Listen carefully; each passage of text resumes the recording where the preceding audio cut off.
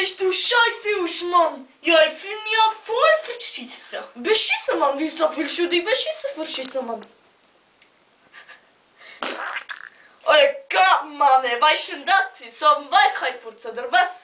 Weißt du kennst das Motherfucking Joghurt, Mann? Ja, das kenn ich. Wie heißt's? Zeig's, Mann, voll. Hör zu, musst Kaffee laden, Migros, nur 5 Geld. Und du kommst ein Schießer rüber. Ich sag dir, Mann, dann kommst du auf Weichheitfurzimmer. Oh, Baby.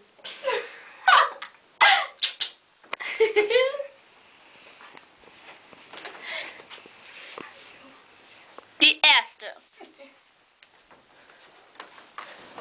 Yes! Oh, Elfriede! Ich bin nicht Elfriede, du bist Elfriede. Ja, hoi, Elsa! Ja. Siehst du heute runzlig und alt aus, so beschissen? Ja, danke.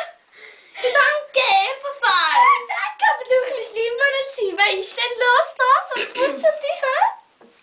Ja, weißt du, dich täglich mein Essen? Ja, Ich bin ja dran gewesen. ja. Erzähl weiter. Ja, weißt du, du mir wirklich so lachen. Ja, ich lasse.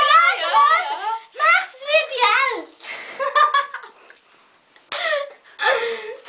Sie hat's wegen dem Reden. Kann nichts mehr passieren, weißt du? Ich bin so alt. So schön. Eins und du siehst so aus wie dir. Schönheitskönigin. Voll verschissen. Ja. Mit denen habe ich eine gute Kollegin gesehen. Puff. Klappe die zweite.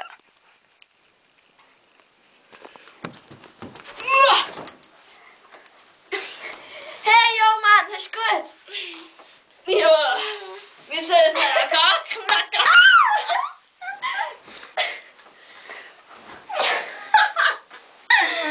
Du weißt es doch, immer rumspringen. Habe ich jetzt auch.